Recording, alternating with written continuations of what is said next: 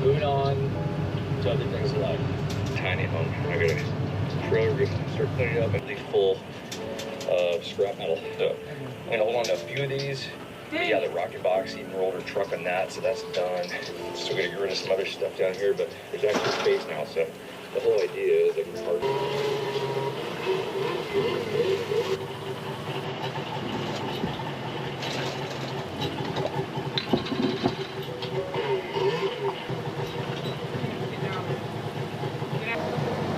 Like I said, neighbors come by to do some dirt work, so I'm gonna clear this space up.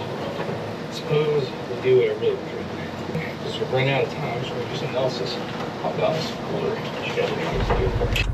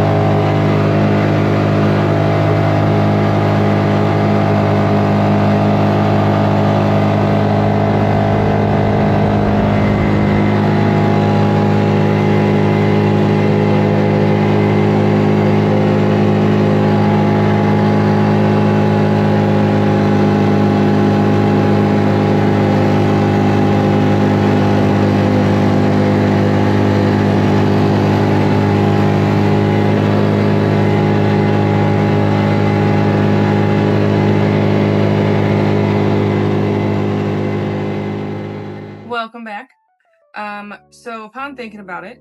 In our first video, we kind of touched on some things about us, like what we do for work, kind of what a little bit of like our future plans are, but not too much. So we thought that since we had a good amount of support and probably wouldn't hurt to share a little bit more about us for you guys to get to know us just a little bit more.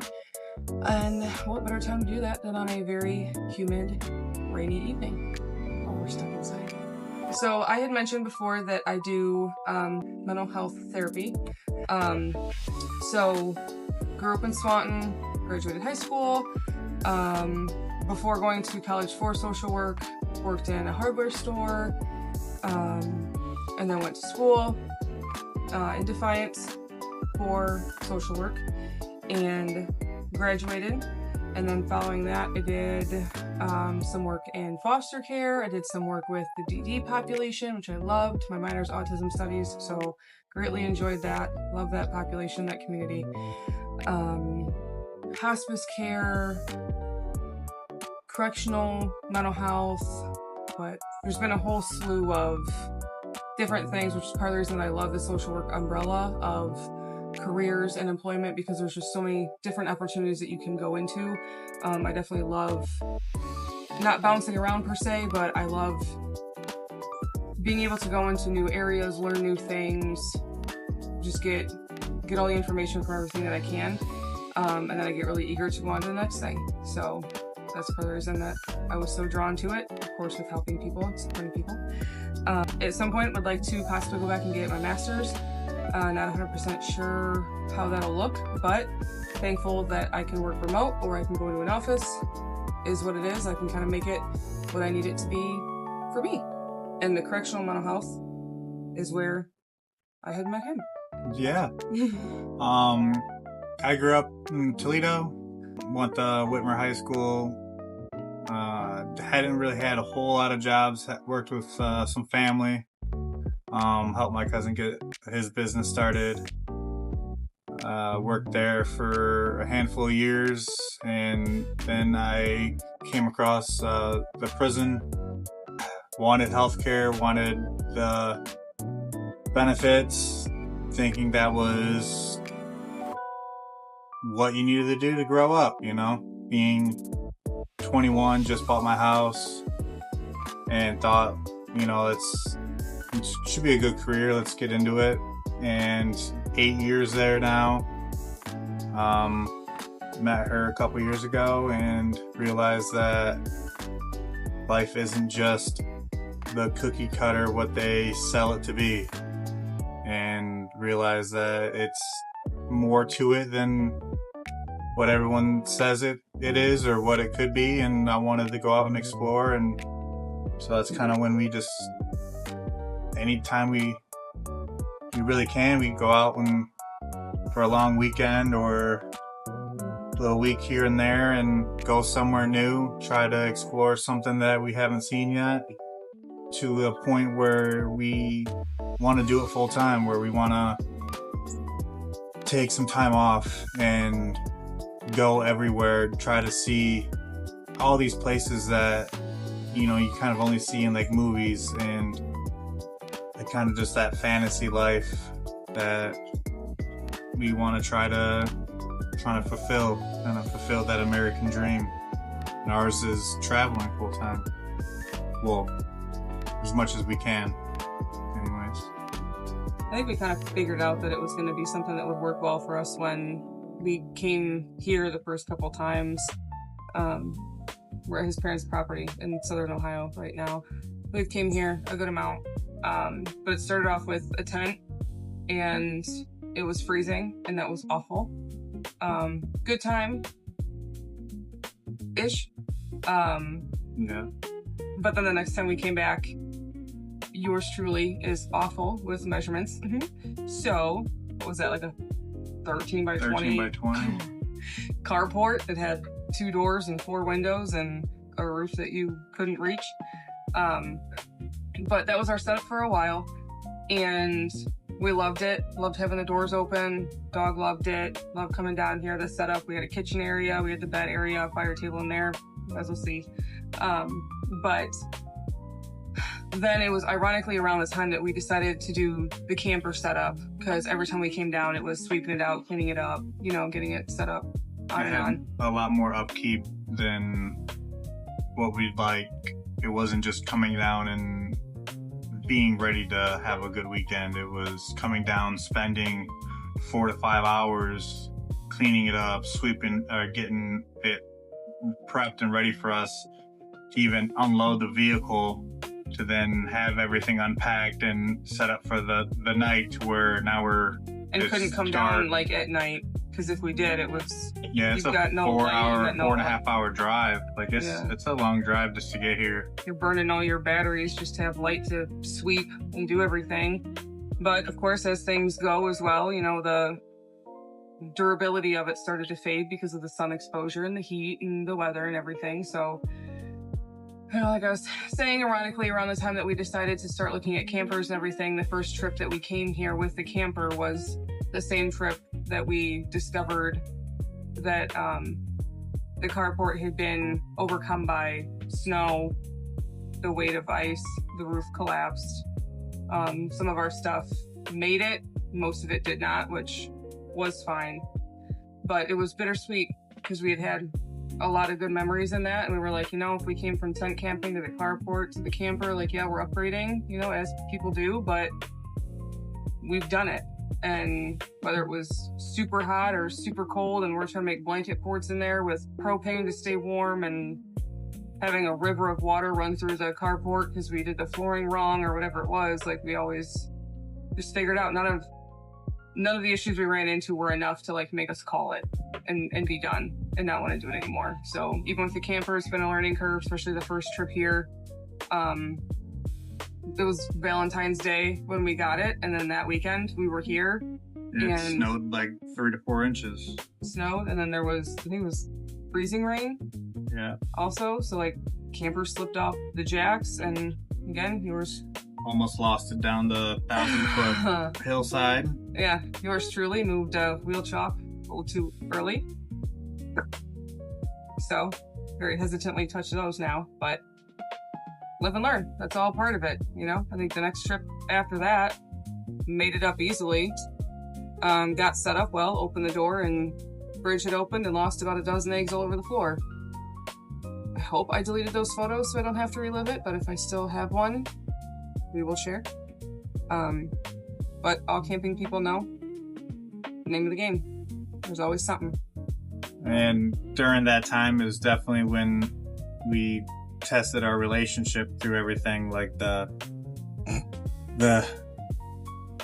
weather and the, you know, I mean, it was our first trip together where I brought her down here in just a 4-person tent and had a small buddy heater that the propane ran out of. It was 30 degrees at night. We're trying to survive in a sleeping bag, trying to get the heater to turn back on, and that was her first camping experience, and well, she stick around, so I found a good one, that's for sure. Tolerance, which any of my family have subscribed and watched, probably won't believe. But it was fun, and you had some experience with camping, riding dirt bikes growing up and traveling around and doing all that. Like, you guys had your camper and your motorhome, and or fifth wheel, wasn't it? Parents had a Class C, and then they sold that when I was young, and got a fifth wheel camper that they had at a seasonal campsite for a couple years before they traded that in for a small travel trailer that they currently have now. So yeah, it's been a very learning curve. And then upon getting this, you know, as RV people do, I guess, or as people do, yeah, renovations to make it more homey, more tolerable, and also just because you have to, because even though these things cost whatever they do, they don't always have tension rods put in to hold stuff, or durable fridge locks, or railings that are actually helpful, or... It's great for the weekend people, but someone who spends more than 2 days in it, you kind of run out of space, or run out of storage, or for people who travel in it and do like off-roady type stuff, or boondocking stays, or like dispersed camping like we talked about before, like those aren't easy trails. That's not just going down, you know, 80, 90 or whatever expressway to make it to your concrete pad to park. You're rocking and moving. Yeah, I mean, we'll throw a clip of the driveway just coming up to the top of my parents' property, but it's a 24% grade driveway. It's steep, very narrow, very it's gravel, so it's not the easiest thing. I mean, if you don't have 4-wheel drive in a vehicle, you're not making it up a driveway. If you got 4-wheel drive, if you got 4-wheel drive, you better beaten. Make sure you have good tires, because you won't be making it up. I mean, we've got stuck on the driveway a few times trying to get the camper up the driveway. Luckily, we've made it. No damage to anything. This last time was pretty sketchy getting up. We weren't able to record it. It was too dark getting here. And for me personally, wasn't my priority. My priority was just to get up the driveway, because the past handful of times that we came, there's been issues trying to get up, having to back down, having to try to turn around with the camper, going back and forth, having to hook up to his dad's truck, like our vehicle to his dad's truck to camper, to then Dixie chain it up the driveway. Yeah, where I'm like crying in excitement once it actually gets moving. Yeah, renovations for in here, we've got a handful. Yeah, this is a 2025 camper too. Like we bought the fourth one off the lot. Like it was, we were the first people to actually own this camper. All the other models and all the other, ones of this model was all dealerships. They were all taking them to the camper shows. They were showing them off. We were the first people to actually have this model. And even some of the things that are in our camper aren't in the finished product, because they end up changing or tweaking it when they finally rolled it out. But our idea for this camper was, it was 20-foot total length, under 5,000 pounds, and it was theoretically gonna be pulled with my 2020 Jeep Gladiator, and that was our adventure rig. Kind of, we're gonna take this thing through all the trails. We're gonna go through everything and anything, because that's what my Jeep was built for.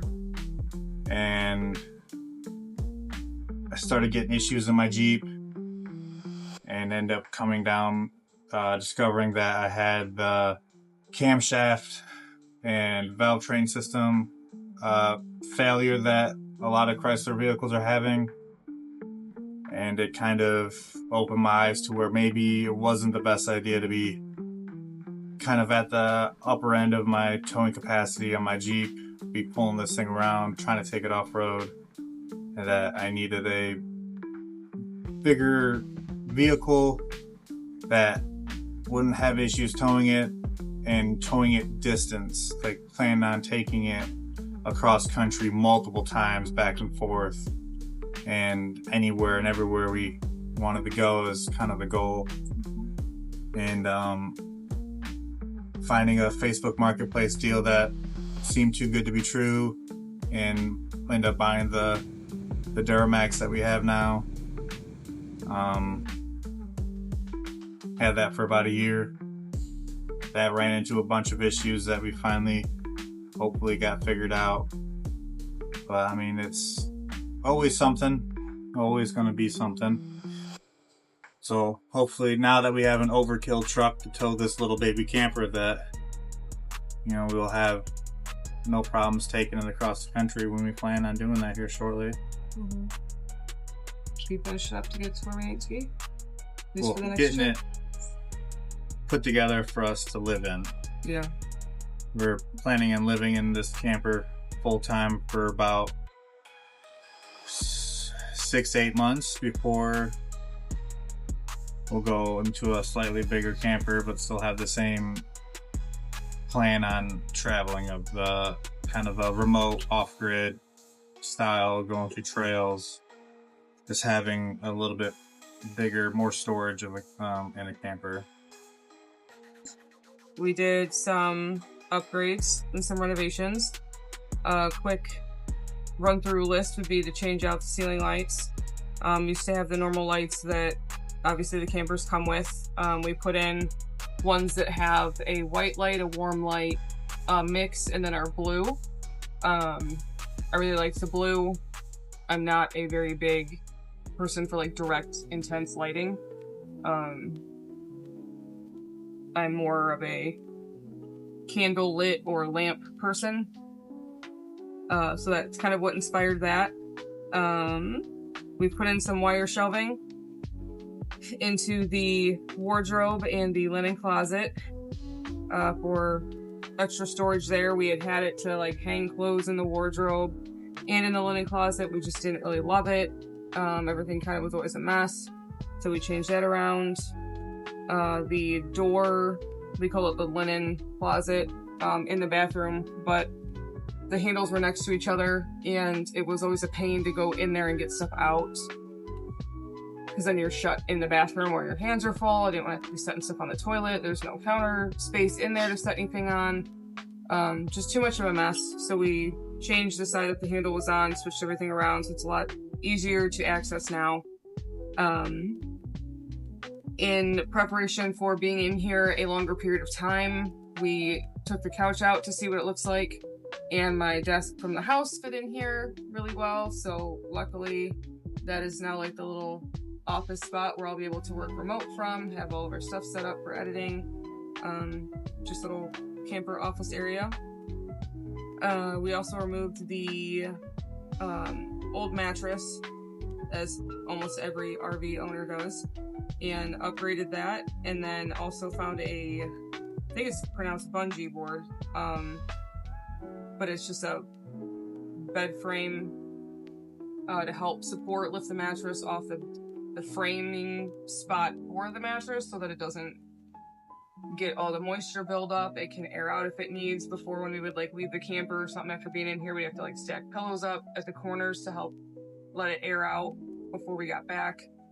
So it's been a huge help.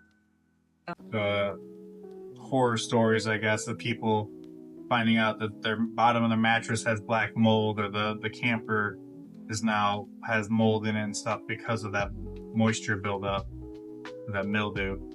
So we just wanted to protect our investment, in our opinion.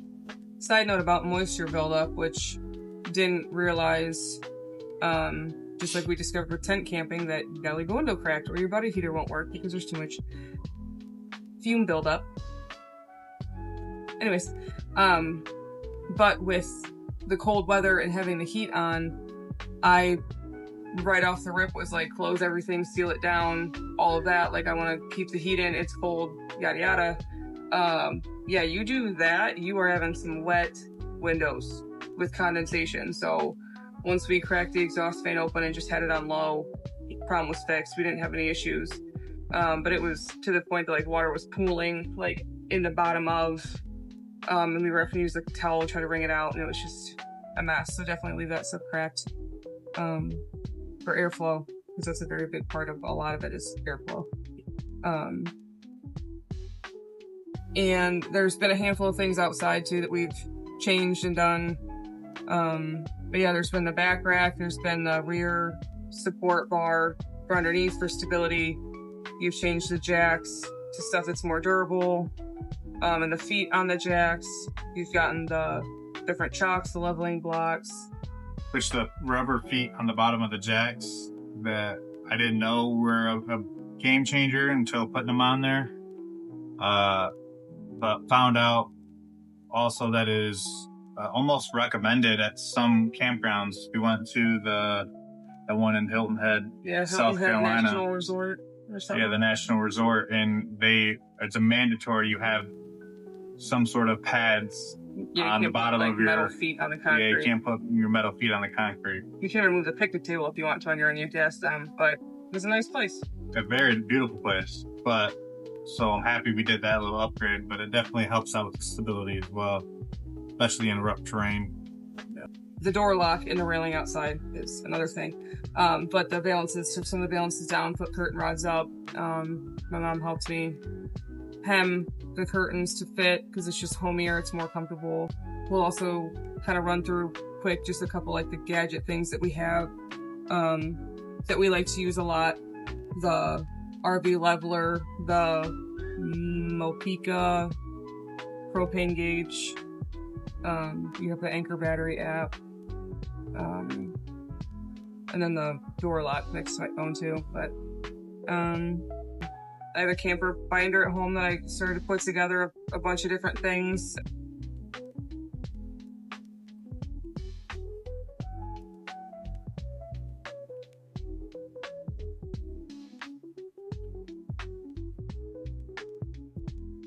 He got the open road diesel card. Fuel card. So that'll be something that helps out. So I think that about does it for now. And it's still raining. Far too late for me to have this many indoor lights on. So it's about time we shut them off, grab a snack, and call it a night. See you guys in the morning.